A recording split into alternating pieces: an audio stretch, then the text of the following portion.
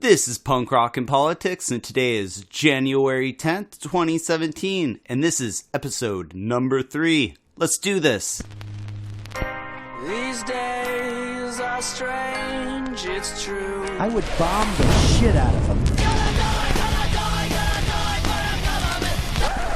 If you think that punk rock doesn't mix with politics, you're wrong.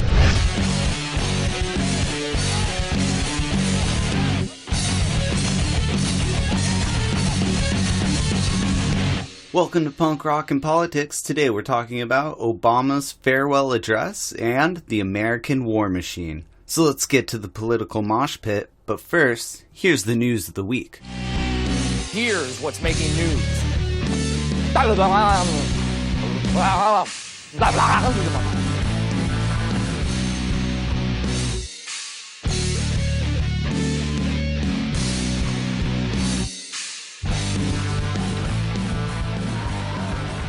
Jeff Sessions' confirmation hearings for Attorney General were held today with several interruptions from protesters. One particular outburst was during a discussion between Graham and Sessions about the legality of Guantanamo Bay. Go figure. And the new Red Scare continued at a CNN town hall last night, where Bernie Sanders said that he agrees with the U.S. intel on the accusations of the Russian hacking of the election. But he remained silent on the DNC rigging of the primary election. And President Obama will address the nation tonight, and as a farewell address, and after an 8-year hiatus, the marketing campaign of Hope will be resurrected, trying to salvage whatever credibility he has left as he leaves office in under 2 weeks. And that's the news!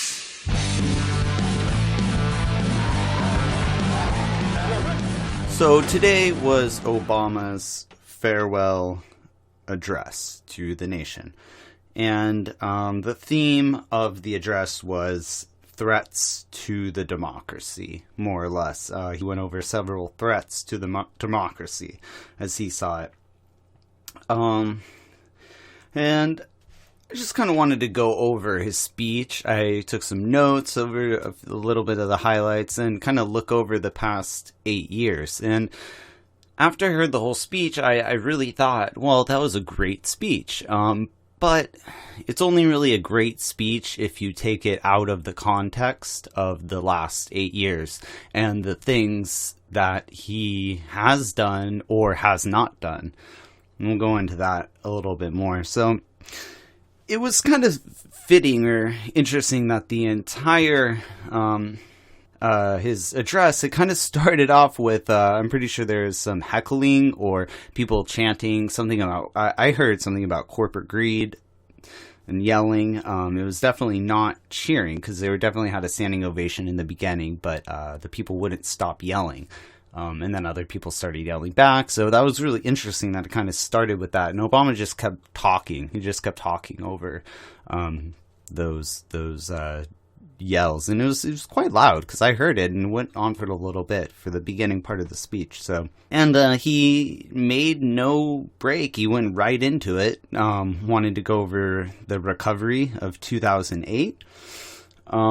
He talked about the auto industry and how he saved the auto industry, talked about the new jobs, killing bin Laden, gay marriage being passed, and 20 million new people on the ACA are having health insurance. So, although saying that, like I said, sounds great. But then until you go and look into the context of it, the recovery, 2008, yeah, there definitely has been a recovery, but it's been a weak recovery and mainly based off of the Federal Reserve pumping their monetary policy of the quantitative easing and just pumping free money into our economy. Also with the Federal Reserve having a low interest rate, it basically creates free money for the banks to loan out to anyone. So, and also a lot of the jobs that were created or have been created since 2008 have been low-income service industry jobs where we lost a lot of high-end factory and construction jobs. We lost those in 2008. So the jobs that we have recovered from versus the jobs that we've lost, the pay disparity isn't really close. So people, yeah, sure, they got a job, but they have to have two jobs now in order to make the same income they were before 2008. The auto industry, I mean, yeah, definitely, that would have happened. George Bush was hinting at it at the end of 2008, that he was definitely putting money in there, but it was Obama who came in and actually was the one who bailed out the auto industry along with his stimulus package. So that it was really more just General Motors. I think Ford didn't get a bailout, and I'm pretty sure Chrysler got bought out. So really, when he says saves the auto industry, it's more, well, you saved GM, definitely. So and then again, he said the new jobs, and that goes back to the low wage jobs. Yes, we've added a lot of jobs since 2008, but they've been low wage. So it's not really going to help the economy in the way that we need it to. Because sure, we're adding all these jobs, but they're not giving the people the money. And since we're a consumer-based economy, the consumers aren't having the money and the capital to actually be spending into the economy. He claims, said he killed bin Laden. So yeah, definitely he killed bin Laden. So we'll give that one to him. That was something George Bush couldn't achieve because George Bush needed the boogeyman, but Obama was able to transfer the boogeyman from a single person as bin Laden to a group of mysterious people, called ISIL or ISIS. All right. Gay marriage, definitely. That happened while he was in office. However, I don't know if President Obama can really take any credit since it was the Supreme Court that passed gay marriage. But it definitely did happen under his watch. So, there you go. We can give that to him. And then as far as the $20 million on the Affordable Care Act or Obamacare, well, how many of those people, those 20 million people, are mandated to be on it because they're going to get a fine if they don't, and they don't even want to be on the health insurance? Well, yeah, I don't know. It's probably a big amount of those. Or how many of those people are on it, but they're not even happy with what they're getting or happy with their plan? Or, okay, sure, maybe these 20 million are happy, but how many people have been kicked off their plan or lost their doctors or other problems from the ACA that it doesn't offset? So yes, the ACA is better than whatever was what we had before. We had improvements, but it's still it's a Republican program created by the Heritage Foundation, and Obama put that forward. Well, we're going to get more into that later. All right, so those were pretty much the major lists of his accomplishments that he put out. And here, so he said this is what the ACA, he said he will publicly support a health insurance bill that would save more money than the ACA. So that's when I thought, well, when is President Obama going to publicly endorse universal health care? Because universal health care would save more money. If you cut the insurance companies out, the people who Obama basically partnered with to write the ACA, if you cut them out and cut the profit margin out, you have more money to actually provide care and to pay the doctors. So I'm wondering when Obama is going to come and support universal health care, because universal health care, or universal one-payer, single-payer system for a country, is way more efficient and cost-effective than the ACA. And at least that's not just a theory, that's proven by every other the other governments in the other countries that are actually running a single-payer system. One thing I actually did really like and didn't expect him at all to say, he addressed automation and robots and technology and how it's going to wipe out middle-class jobs that we just expect to be there. Specifically, he didn't say this, but he was definitely talking about driving jobs, and all sorts of automation is going to eliminate jobs. So he said this is something we need to look out for.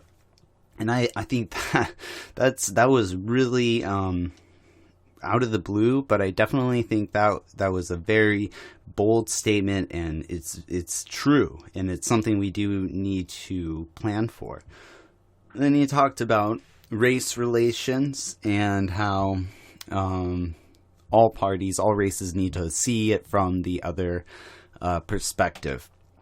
You know, again, it sounded great, and it was put together as a great speech. He delivered it great. But it just, after looking at the past 8 years, I suppose in race relations, you can't really hold Obama accountable, because he definitely,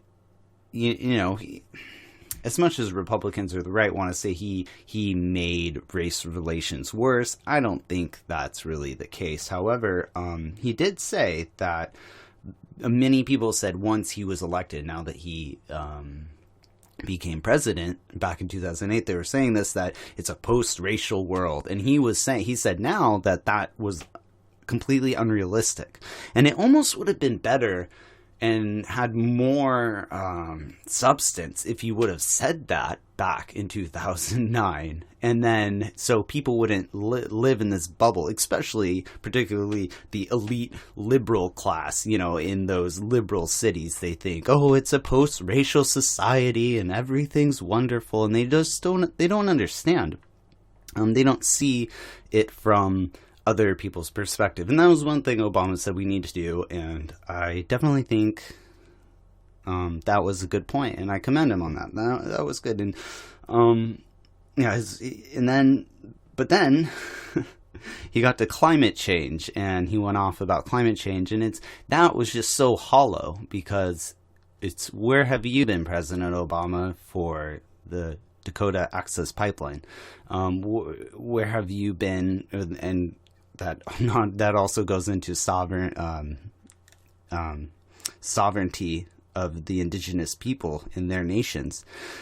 He's been nowhere on that. Also, but going back to the environment, where was he? Why did it take so long for the Keystone Pipeline for him to reach a decision? Why is he granting offshore permits to be able to drill?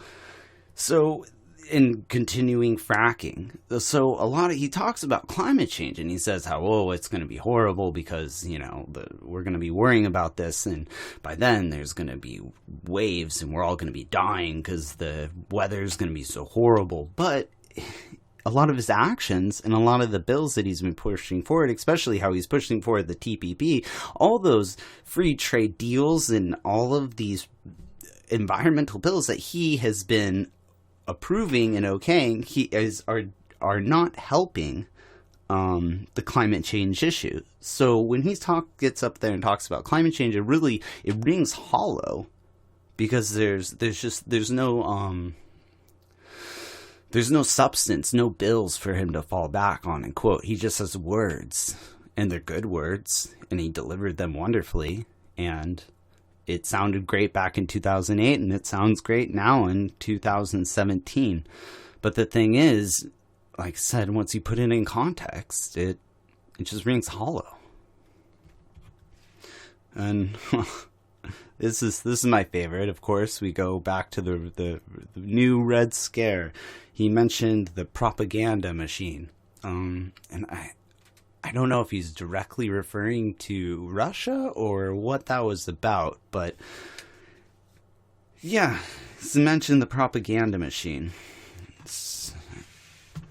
And the military has taken out tens of thousands of terrorists. That's true, because Obama doesn't really capture and torture terrorists, unlike George Bush did. Obama just bombs their entire family with a drone.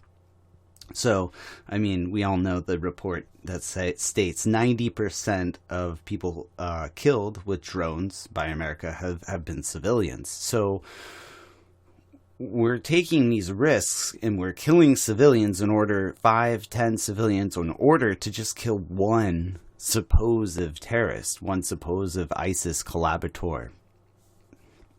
And where has it gotten us? Where has it gotten us? It's only gotten us to more war, more instability in the Middle East. It's madness. But most likely it started under George Bush, it continued under Obama, and it will definitely continue under Trump. Because that's how our countries ran. It's the military-industrial complex. They have more power on this country than most people want to admit. And then that's when Obama talked about the NSA and spying and said he pulled it back. He didn't pull it back. And even if you did pull it back, what kind of like accomplishment is that? Oh, okay, we were totally breaking the Constitution and warrantlessly wiretapping everyone and spying on all Americans on all emails. However, we've pulled it back a little bit. So it's not that big of a deal anymore. It's not that bad because we're not spying on everyone so much now. I thought that was a very bold statement, to say the least. And then he went on to the global fights. You know, we will need global fights because it's going to be about global terrorism, of course. So what is global fights and global terrorism? What does that need? That needs global leadership. So Obama's still really young. He's still really young. There's still a lot he can accomplish. His final point was rebuilding our democracies because, you know, democracy was under threat. So then he wanted to talk about rebuilding our democracy. And he said, we need to make it easier to vote. Well, I thought that was funny. Make it easier to vote. Where, again, sounds great. And he delivered it wonderfully. But where was he in Arizona during the primaries when people were waiting in lines because they weren't able to vote because the primary election is so confusing, and you have to get in certain parties, and it's either a closed primary. Also, a lot of people were shifted off their voter registration or moved to new locations. So where was he? If he thinks it's so important for more people to vote, where was he during that election? Where was he during the primary? Where was he talking out about superdelegates who give more electoral votes than a regular vote? Where was he during this?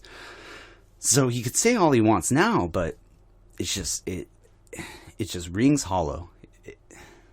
And again, next point, he said reduce money in politics. Where Hillary Clinton, who he supported, he went out and did several campaign stops with her. She raised more money than any other presidential campaign ever in the history of America, and she still lost to Donald Trump. One of the most hated men ever to run for president, and he also spent pennies in comparison to Hillary. So Obama comes out just a few months later, after supporting Hillary, who got money from super PACs. She was collaborating with her super PAC. She was getting money from the Saudis, getting the most money ever raised in the history of American politics to run for president. And now he's saying, we need to get money out of politics. Never mind who I just endorsed and just supported. Again, it sounds great, and it was a great speech, but actions speak louder than words. Oh, and this one's definitely my favorite and got me going. He said, don't argue with people online. You need to go out and talk to them in person. So, okay, here's the thing. We know Hillary Clinton she bought and paid for 2 million Twitter followers. We also know that Correct the Record, super PAC by David Brock, was actually paying for people to go online and troll Bernie Sanders and Trump supporters. So we know this. So we know that Hillary Clinton online supporters are fake. So if her online supporters are fake, how can I go into the real world and talk to them? Especially when I'm driving around in Southern California, blue Southern California, and I see more Bernie and Trump signs, 10 times more than I see Hillary signs and Hillary bumper stickers during the election. How can I talk to those people? Sure, I see them online. Sure, the media tells me they exist, but I don't find them in real life even to conversate with them. So I don't know how I can even do that. But that was rich. I thought that was great. because the online supporters of Hillary is way stronger than the actual physical real world support of Hillary. And I hate to break it to you, but the online support of Hillary was pretty weak during the election. So that says a lot. And then going on, Obama, to close it out, he addressed his wife, Michelle, and his daughters, and he talked to Joe Biden and his staffers and his volunteers. And actually, that was really, that was very heartfelt and touching. You can tell he was sincere. And that's one thing about Obama, I'll give it to him. He's definitely, he seems, from an outside perspective, he seems like an amazing husband, seems like a great father, a great dad. He seems like an awesome person. I would love to hang out with him. I mean, I wouldn't mind hanging out with George Bush either, but that would be different reasons. That would be just to laugh and get drunk probably with George Bush. But with Obama, I would actually want to hang out, sit down with him, and talk with him, because he definitely seems like a very intelligent, articulate, smart man. And that's why I think so many people had so much writing on him. They had so much dedicated. They heard hope and change. And yes, we can. And we just had this bank collapse, this bank failure, and we saw, yes, we can. We could change. We could fix this. And people used Obama kind of as like a political Rorschach test, and they saw what they wanted in him. And they projected their hopes and their dreams and what they wanted to change. And then once he came in and that didn't really happen, it pretty much let a lot of people down. It softened his core support base. And then a lot of people who were kind of wishy-washy, they just left. And they left politics or just wrote Obama off. So now again, everyone's coming together who pretty much abandoned him after the last 6 years. They're coming back now and being like, oh, Obama, you're so wonderful. Thank you for everything you did. I love you so much. Oh, my goodness, I'm in tears. And they're watching his last speech. And once again, they're just watching the speech. They're just watching the theatrics on TV. They're just listening to the words and just hearing how it's presented. They're not paying attention the context. And once you add the context into the speech, it's a much different speech. All right. Well, that's enough of that. Now we're moving on to the next little thing. It's the CFR report.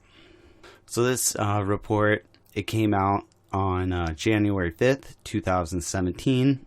It's by Micah Zinko, and it's titled, and it's by the CFR, or Council on Foreign Relations. I'll have the link in the description of the video, but it's titled, How Many Bombs Did the U.S. Drop in 2016? And spoiler alert, it is a lot. Unfortunately, sadly. Okay, so I'm going to read a little bit. In President Obama's last year in office, the United States dropped 2,171 bombs in 7 countries. But they're saying this estimate is undoubtedly low, considering reliable data is only available for airstrikes in Pakistan, Yemen, Somalia, Libya, and a single strike, according to the Pentagon's definition, can involve multiple bombs or ammunition. So they're saying the only available data that we have is Pakistan, Yemen, Somalia, Libya. That's only available data. We're dropping bombs in 7 countries. That doesn't even go to count how many proxy wars that we're conducting throughout the country. So Obama has escalated the war, and once again, that's something, he killed Osama bin Laden, but the military has completely gone into more countries, where the wars have expanded. ISIS has gotten worse, and we've dropped more bombs, and it hasn't prevented any more terrorism. And if anything, these more bombs that we're dropping is creating more terrorism. So the most bombs that were dropped were in Iraq and Syria. So this is just 2016 alone. Syria's 12,000, Iraq 12,000, Afghanistan 1,300, Libya 500, Yemen 34, Somalia 14, and Pakistan 3. It's so a total of 26,171. And that's bombs being dropped with with our tax dollars. And it's, you know, we always point and say it's the politicians and it's someone else, but really, I mean, this is our country doing this. And if we take pride in our country, well, we need, and we don't believe in dropping bombs on all these countries, well, we need to step up and do something about it. But who knows what's going to really happen, because once the Trump administration gets in there, is he going to escalate this war on terrorism, global war on terrorism, or is he going to sustain it? Who knows? I mean, we definitely know that the anti-war movement is going to be strong against Trump. So if anything, it's going to be harder for Trump to accomplish some of these things that Obama accomplished, like bombing 7 countries. It's going to be more difficult for Trump to carry out these bombings, because that headline that I just read, which came out a few days ago, before with Obama, is just buried in the headlines, because the mainstream media, they don't want to talk about how many countries Obama is bombing and how Obama is bombing more countries than Bush bombed, or how Obama has deported more people than any other president. The mainstream media doesn't want to talk about that because they want to paint Trump as a racist and a bigot. Now, don't get me wrong, Trump definitely has his problems, but just to write him as a racist and a bigot that's just very naive. It's just too simple. Who knows what's going to happen? It's going to be some interesting times, and we'll definitely be here to talk about it with you. But before we go out, we have a little song from an old project that I did, an inspiration of Obama in his last 8 years. Here's a little song by Audio Martyr titled Buried at Sea.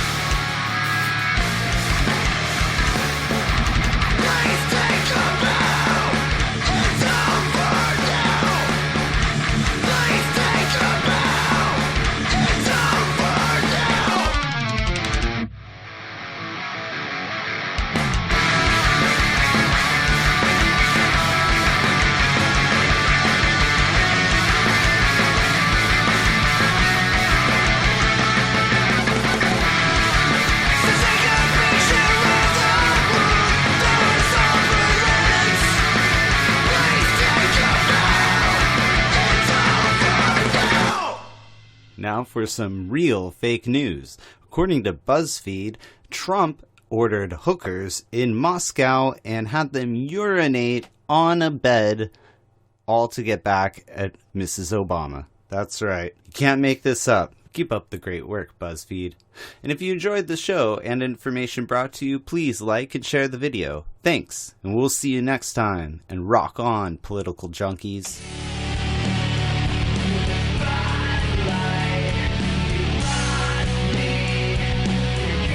I think all our society is run by insane people for insane objectives.